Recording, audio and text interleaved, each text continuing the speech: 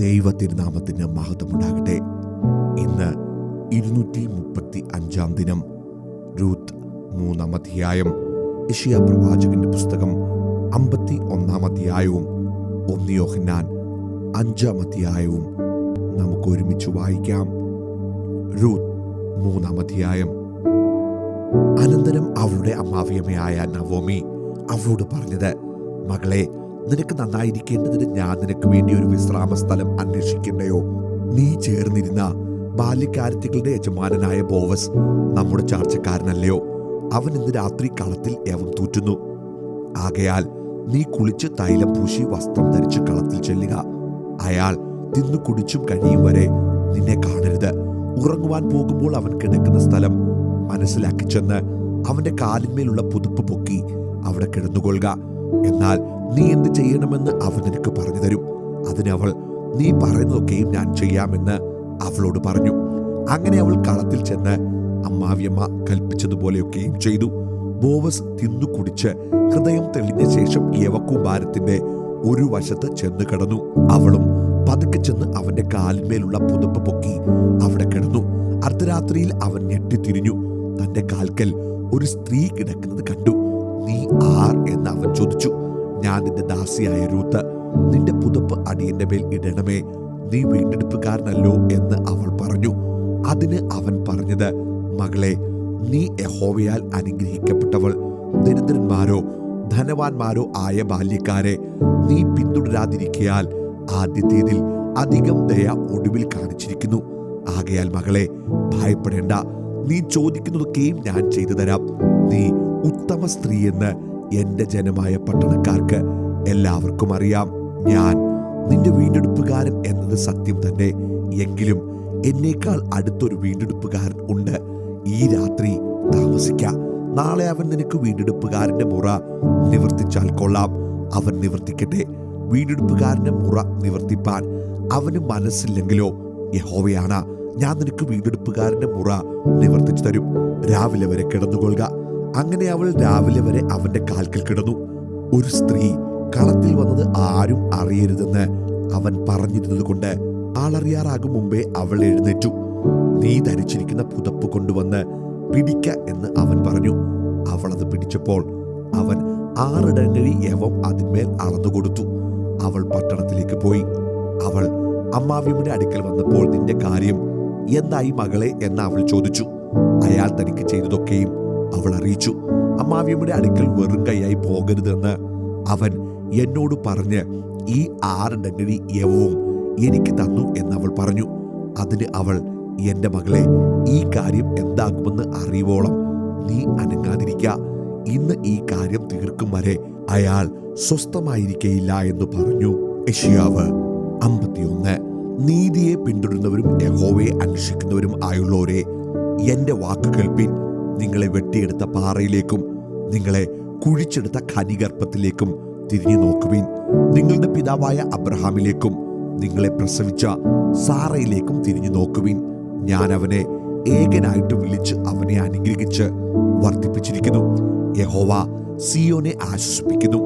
അവൻ അതിന്റെ സകല ശൂന്യസ്ഥലങ്ങളെയും ആശ്വസിപ്പിച്ചു. അതിന്റെ മരുഭൂമിയെ ഏദനെ പോലെയും അതിന്റെ നിർജ്ജന പ്രദേശത്തെ യഹോവയുടെ തോട്ടത്തെ പോലെയും ആക്കുന്നു. ആനന്ദവും സന്തോഷവും സ്തോത്രവും സംഗീതഘോഷവും അതിലുണ്ടാകും. എന്റെ ജനമേ, എന്റെ വാക്ക് കേൾപ്പീൻ. എന്റെ ജാതിയെ എനിക്ക് ചെവി തരുവിൻ. ഉപദേശം എങ്കിൽ നിന്ന് പുറപ്പെടും. ഞാൻ എന്റെ ന്യായത്തെ വംശങ്ങൾക്ക് പ്രകാശമായി സ്ഥാപിക്കും. എന്റെ നീതി സമീപമായിരിക്കുന്നു. എന്റെ രക്ഷ പുറപ്പെട്ടിരിക്കുന്നു. എന്റെ ഭുജങ്ങൾ വംശങ്ങൾക്ക് ന്യായം വിധിക്കും. ദ്വീപുകൾ എനിക്കായി കാത്തിരിക്കുന്നു. എന്റെ ഭുജത്തിൽ അവർ ആശ്രയിക്കുന്നു. നിങ്ങളുടെ കണ്ണ് ആകാശത്തിലേക്ക് ഉയർത്തുവിൻ. താഴെ ഭൂമിയെ നോക്കുവിൻ. ആകാശം പുക പോലെ പോയി പോകും. ഭൂമി വസ്ത്രം പോലെ പഴകും. അതിലെ നിവാസികൾ കൊതുക് പോലെ ചത്തുപോകും. എന്നാൽ എന്റെ രക്ഷ എന്നേക്കുമിരിക്കും. എന്റെ നീതിക്ക് നീക്കം വരികയുമില്ല. നീതിയെ അറിയുന്നവരും ഹൃദയത്തിൽ എന്റെ ന്യായപ്രമാണം ഉള്ള ജനവും ആയുള്ളവരെ, എന്റെ വാക്ക് കേൾപ്പീൻ. നിങ്ങൾ മനുഷ്യരുടെ നിന്ദയെ ഭയപ്പെടരുത്. അവരുടെ ദൂഷണങ്ങളെ പേടിക്കുകയും അരുത്. പുഴു അവരെ വസ്ത്രത്തെ പോലെ അരിച്ചു കളയും. കൃമി അവരെ കമ്പിളിയെപ്പോലെ തിന്നുകളയും. എന്നാൽ എന്റെ നീതി ശാശ്വതമായും എന്റെ രക്ഷ തലമുറ തലമുറയായും ഇരിക്കും. യഹോവയുടെ ഭുജമേ ഉണരുക, ഉണരുക, ശക്തി ധരിച്ചുകൊള്ളുക. പൂർവകാലത്തും പണ്ടത്തെ തലമുറകളിലും അന്നപോലെ ഉണരുക. രഹബിനെ വെട്ടി മഹാസർപ്പത്തെ കുത്തിക്കളഞ്ഞത് നീയല്ലയോ? സമുദ്രത്തെ വലിയ ആഴിയിലെ വെള്ളങ്ങളെ തന്നെ വറ്റിച്ചു കളയുകയും വീണ്ടെടുക്കപ്പെട്ടവർ കടന്നു പോകേണ്ടതിന് സമുദ്രത്തിന്റെ ആഴത്തെ വഴിയാക്കുകയും ചെയ്തത് നീയല്ലയോ? യഹോവയുടെ വിമുക്തന്മാർ ഉല്ലാസഘോഷത്തോടെ സിയോനിലേക്ക് മടങ്ങിവരും. നിത്യാനന്ദം അവരുടെ തലമേലുണ്ടായിരിക്കും. അവർ ആനന്ദവും സന്തോഷവും പ്രാപിക്കും. ദുഃഖവും ഞരക്കവും ഓടിപ്പോകും. ഞാൻ തന്നെ നിങ്ങളെ ആശ്വസിപ്പിക്കുന്നവൻ. എന്നാൽ മരിച്ചു പോകുന്ന മർത്തിനെയും പുല്ലുപോലെ ആയിത്തീരുന്ന മനുഷ്യനെയും ഭയപ്പെടുവാൻ നീ ആർ?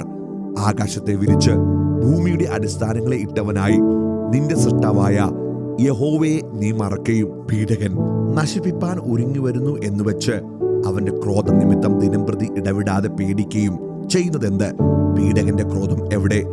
ബദ്ധനായിരിക്കുന്നവനെ വേഗത്തിൽ അഴിച്ചുവിടും. അവൻ കുണ്ടറയിൽ മരിക്കയില്ല. അവന്റെ ആഹാരത്തിന് മുട്ടുവരികയുമില്ല. തിരകൾ അലറുവാൻ തക്കവണ്ണം സമുദ്രത്തെ കോപിപ്പിക്കുന്നവനായി നിന്റെ ദൈവമായ യഹോവ ഞാനാകുന്നു. സൈന്യങ്ങളുടെ യഹോവ എന്നാകുന്നു എന്റെ നാമം.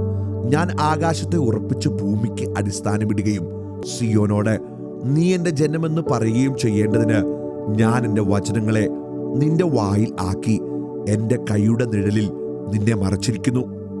യഹോവയുടെ കയ്യിൽ നിന്ന് അവന്റെ ക്രോധത്തിന്റെ പാനപാത്രം കുടിച്ചിട്ടുള്ള യെരൂശലേമേ, ഉണരുക, ഉണരുക, എഴുന്നേറ്റ് നിൽക്ക. നീ പരിഭ്രമത്തിന്റെ പാനപാത്രം കുടിച്ച് വറ്റിച്ച് കളഞ്ഞിരിക്കുന്നു. അവൾ പ്രസവിച്ച സകല പുത്രന്മാരിൽ വെച്ച് അവളെ വഴി നടത്തുന്നതിന് ഒരുത്തനും ഇല്ല. അവൾ വളർത്തിയ എല്ലാ മക്കളിലും വെച്ച് അവളെ കൈക്കു പിടിച്ച് കൂട്ടിക്കൊണ്ടു പോകുന്നതിന് ആരുമില്ല. ഇത് രണ്ടും നിനക്ക് നേരിട്ടിരിക്കുന്നു. നിന്നോട് ആർ സഹതാപം കാണിക്കും? ശൂന്യവും നാശവും ക്ഷാമവും വാളും നേരിട്ടിരിക്കുന്നു. ഞാൻ നിന്നെ ആശ്വസിപ്പിക്കേണ്ടതെങ്ങനെ? നിന്റെ മക്കൾ ബോധം കെട്ട് വലയിൽ അകപ്പെട്ട മാനെന്ന പോലെ വീഥികളുടെ തലയ്ക്കലെല്ലാം കിടക്കുന്നു. അവർ യഹോവയുടെ ക്രോധവും നിന്റെ ദൈവത്തിന്റെ ഫത്സനവും കൊണ്ട് നിറഞ്ഞിരിക്കുന്നു. ആകയാൽ അരിഷ്ടയും വീഞ്ഞു കുടിക്കാതെ ലഹരി പിടിച്ചവളും ആയുള്ളോവേ, ഇത് കേട്ടുകൊള്ളുക. നിന്റെ കർത്താവായ യഹോവയും തന്റെ ജനത്തിന്റെ വ്യവഹാരം നടത്തുന്ന നിന്റെ ദൈവവുമായവൻ ഇപ്രകാരം അരുളി ചെയ്യുന്നു: ഞാൻ പരിഭ്രമത്തിന്റെ പാനപാത്രം, എന്റെ ക്രോധത്തിന്റെ പാനപാത്രപുടം തന്നെ നിന്റെ കയ്യിൽ നിന്ന് എടുത്തു കളഞ്ഞിരിക്കുന്നു. ഇനി നീ അത് കുടിക്കയില്ല. നിന്നെ ക്ലേശിപ്പിക്കുന്നവരുടെ കയ്യിൽ ഞാനത് കൊടുക്കും. അവർ നിന്നോട് കുനിയുക, ഞങ്ങൾ കടന്നു പോകട്ടെ എന്ന് പറഞ്ഞുവല്ലോ. അങ്ങനെ കടന്നു പോകുന്നവർക്ക് നീ നിന്റെ മുതുകിനെ നിലം പോലെയും തെരുവീതി പോലെയും ആക്കി വെക്കേണ്ടി വന്നു. 1 യോഹന്നാൻ 5-ാം അധ്യായം. യേശുവിനെ ക്രിസ്തു എന്ന് വിശ്വസിക്കുന്നവനെല്ലാം ദൈവത്തിൽ നിന്ന് ജനിച്ചിരിക്കുന്നു. ജനിച്ചവനെ സ്നേഹിക്കുന്നവനെല്ലാം അവനിൽ നിന്ന് ജനിച്ചവനെയും സ്നേഹിക്കുന്നു. നാം ദൈവത്തെ സ്നേഹിച്ച് അവന്റെ കൽപ്പനകളെ അനുസരിച്ച് നടക്കുമ്പോൾ ദൈവമക്കളെ സ്നേഹിക്കുന്നുവെന്ന് അതിനാൽ അറിയാം. അവന്റെ കൽപ്പനകളെ പ്രമാണിക്കുന്നതല്ലോ ദൈവത്തോടുള്ള സ്നേഹം. അവന്റെ കൽപ്പനകൾ ഭാരമുള്ളവയല്ല. ദൈവത്തിൽ നിന്ന് ജനിച്ചതൊക്കെയും ലോകത്തെ ജയിക്കുന്നു. ലോകത്തെ ജയിച്ച സ്നേഹമോ നമ്മുടെ വിശ്വാസം തന്നെ. യേശു ദൈവപുത്രൻ എന്ന് വിശ്വസിക്കുന്നവൻ അല്ലാതെ ആരാകുന്നു ലോകത്തെ ജയിക്കുന്നവൻ? ജലത്താലും രക്തത്താലും വന്നവൻ ഇവനാകുന്നു, യേശു ക്രിസ്തു തന്നെ. ജലത്താൽ മാത്രമല്ല, ജലത്താലും രക്തത്താലും തന്നെ. ആത്മാവും സാക്ഷ്യം പറയുന്നു. ആത്മാവ് സത്യമല്ലോ. സാക്ഷ്യം പറയുന്നവർ 3 ഉണ്ട്: ആത്മാവ്, ജലം, രക്തം. ഈ 3ന്റെയും സാക്ഷ്യം ഒന്നു തന്നെ. നാം മനുഷ്യരുടെ സാക്ഷ്യം കൈക്കൊള്ളുന്നുവെങ്കിൽ ദൈവത്തിന്റെ സാക്ഷ്യം അതിലും വലുതാകുന്നു. ദൈവത്തിന്റെ സാക്ഷ്യമോ അവൻ തന്റെ പുത്രനെ കുറിച്ച് സാക്ഷീകരിച്ചിരിക്കുന്നത് തന്നെ.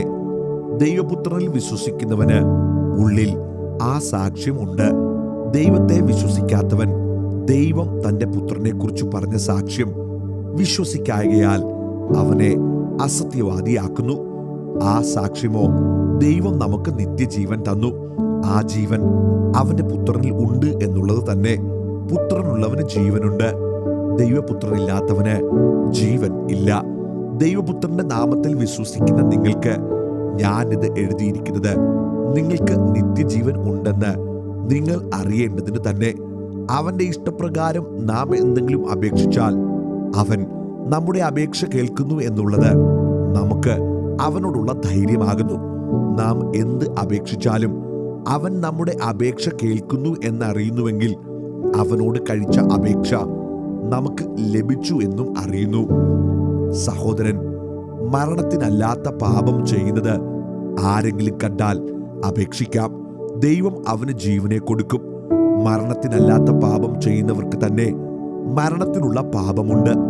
അതിനെക്കുറിച്ച് അപേക്ഷിക്കണം എന്ന് ഞാൻ പറയുന്നില്ല. ഏത് അനീതിയും പാപമാകുന്നു. മരണത്തിനല്ലാത്ത പാപം ഉണ്ട് താനും. ദൈവത്തിന് ജനിക്കുന്നവൻ ആരും പാപം ചെയ്യുന്നില്ല എന്നും നാം അറിയുന്നു. ദൈവത്തിൽ നിന്ന് ജനിച്ചവൻ തന്നെ താൻ സൂക്ഷിക്കുന്നു, ദുഷ്ടൻ അവനെ തൊടുന്നതുമില്ല. നാം ദൈവത്തിൽ നിന്നുള്ളവർ എന്ന് നാം അറിയുന്നു. സർവ്വലോകവും ദുഷ്ടന്റെ അധീനതയിൽ കിടക്കുന്നു. ദൈവപുത്രൻ വന്നുവെന്നും സത്യദൈവത്തെ അറിയുവാൻ നമുക്ക് വിവേകം തന്നുവെന്നും നാം അറിയുന്നു. നാം സത്യദൈവത്തിൽ അവന്റെ പുത്രനായ യേശുക്രിസ്തുവിൽ തന്നെയാകുന്നു. അവൻ സത്യദൈവവും നിത്യജീവനുമാകുന്നു. കുഞ്ഞുങ്ങളെ, വിഗ്രഹങ്ങളോട് അകന്ന് സൂക്ഷിച്ചുകൊള്ളുവീൻ.